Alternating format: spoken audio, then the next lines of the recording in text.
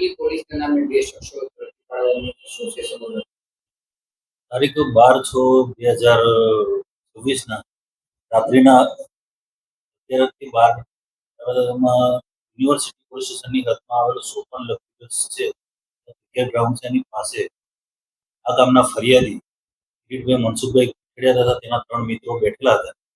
તે દરમિયાન થોડી વારમાં બે ઈસમો બ્લુ કલરની મોટરસાયકલ લઈને આવેલા અને એમને જોઈ અને એમને કીધેલું સાયકલ શું કરો છો આગળ તમે આ લોકો કરી ગયેલા ભાગવા લાગેલો. તેથી આ ગામના ફરિયાદી જે છે કિરીટભાઈ તેઓના બે ઈસમોએ પકડી લીધેલા. તેમાંથી એક ઈસમે પોલીસના લોગોવાળું ટી શર્ટ પહેરેલું હતું.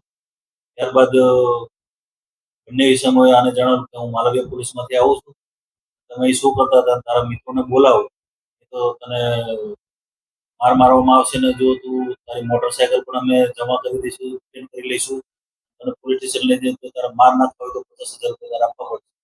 એ વાત જણાવેલી જેથી ફરિયાદી ડરી ગયેલો. થોડી વાર બાદ એના મિત્ર આવી જતા એના મિત્ર જણાવ્યું કે તમે કોણ છો? એમને એમની ઓળખ આપેલી કે હું આજે માંજરિયા. ત્યારબાદ એનો મિત્ર જે નરેશભાઈ છે તો એમને સવાલ કરેલો કે માલવીયા પોલીસ છે તો તમે યુનિવર્સિટી પોલીસ સ્ટેશનની હદમાં શું કરો? તમારી ઓળખ આપો, તમારો રેકર્ડ બતાવો. જેથી આ લોકો ગભરાઈને ભાગી ગયા. ત્યારબાદ આ ફરિયાદીએ યુનિવર્સિટી પોલીસ સ્ટેશન ખાતે જઈ બીએનએસ કલમ 204, 205, 306, 62 મુજબની ફરિયાદ આપેલી. ફરિયાદના આધારે યુનિવર્સિટી પોલીસ સ્ટેશને ગુનો નોંધી હાલના જે